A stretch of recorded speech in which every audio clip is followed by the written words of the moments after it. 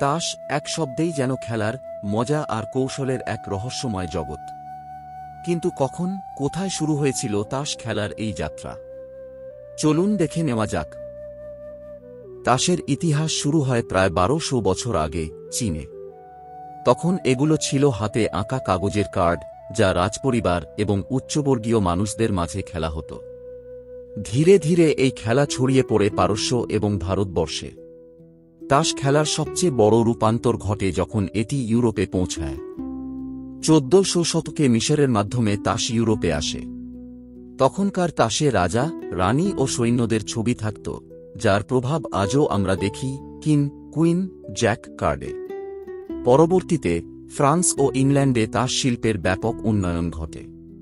তারা প্রতিটি কার্ডে প্রতীক, সংখ্যা ও চরিত্রের ব্যবহার শুরু করে। এই সময়েই পরিচিত হয় 52 কার্ডের ডেক, যা আজ আমরা খেলি। বাংলাদেশ ও ভারতেও তাস খেলার ইতিহাস দীর্ঘ। উপমহাদেশে 13 তাস, রামসা, কম্বল, পিটিসহ বহু ধরনের তাস খেলা জনপ্রিয় হয়ে ওঠে।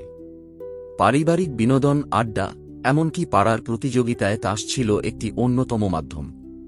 তাস খেলা শুধু বিনোদনই নয়, এটি কৌশল, মনোসংযোগ ও গণনার দক্ষতাও বাড়ায়।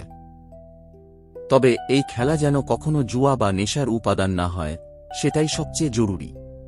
তাসের ছোট্ট পাতাগুলোতে লুকিয়ে আছে ইতিহাস, কৌশল আর বিনোদনের দীর্ঘ এক যাত্রা।